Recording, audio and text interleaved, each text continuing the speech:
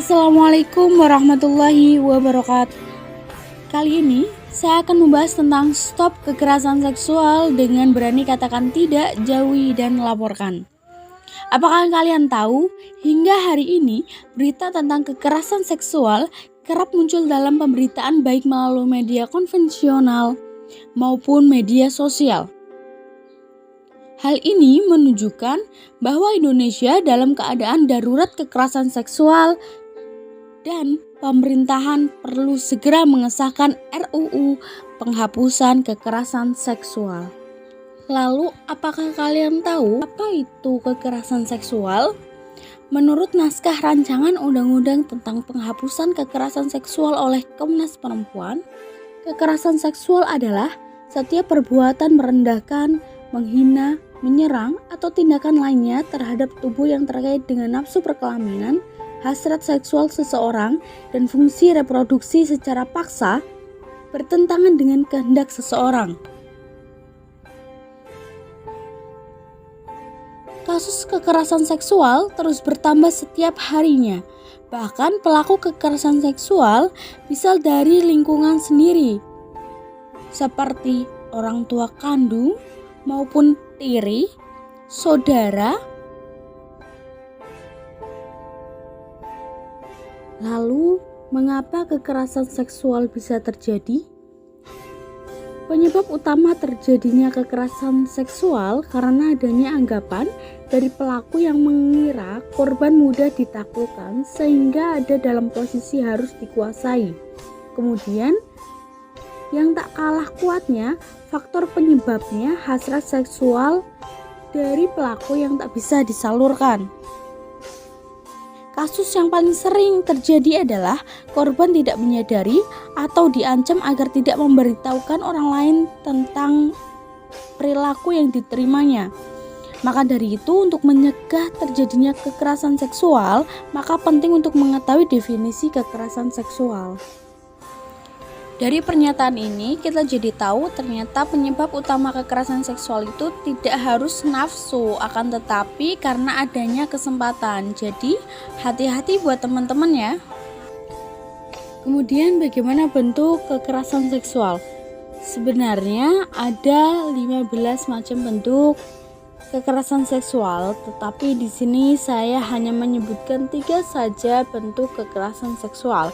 Selanjutnya kalian bisa mempelajari sendiri tentang apa bentuk kekerasan seksual. Yang pertama ada perkosaan, kedua ada eksploitasi seksual, dan yang ketiga adalah pelecehan seksual.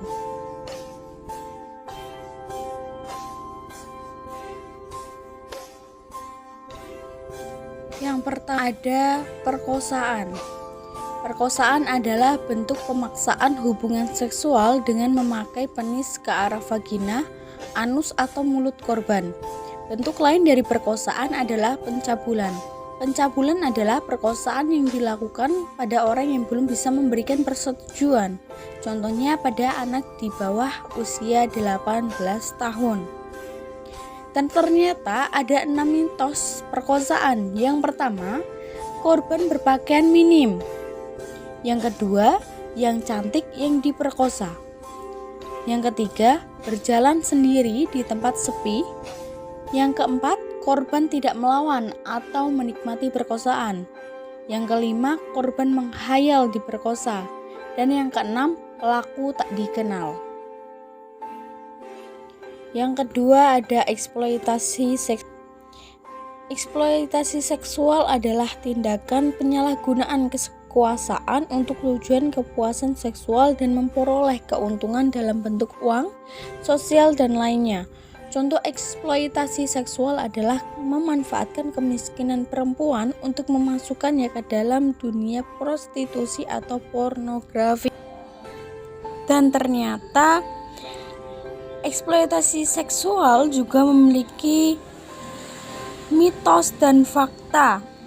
Untuk lebih lanjutnya, kalian bisa mempelajari sendiri apa sih fakta dan mitos eksploitasi seksual. Yang ketiga, ada pelecehan seksual. Apa sih yang disebut pelecehan seksual? Yaitu tindakan seksual lewat sentuhan fisik, maupun non-fisik yang mengarah ke seksualitas korban. Contoh tindakannya adalah siulan mata, ucapan bernuansa seksual, mempertunjukkan materi pornografi, atau sentuhan di bagian tubuh tertentu. Nah, pelecehan seksual juga ada verbal dan non-verbal loh. Verbal itu berupa ucapan yang tadi sudah saya jelaskan, dan yang non-verbal yaitu berupa tindakan. Seperti contoh di atas itu termasuk dalam non-verbal. Oke, baik teman-teman, segitu saja yang dapat saya sampaikan tentang edukasi kekerasan seksual. Untuk lebih lanjutnya, kalian bisa mempelajari sendiri tentang edukasi kekerasan seksual. Semoga bermanfaat. Kurang lebihnya saya mohon maaf. Wassalamualaikum warahmatullahi wabarakatuh. Bye-bye. Makasih.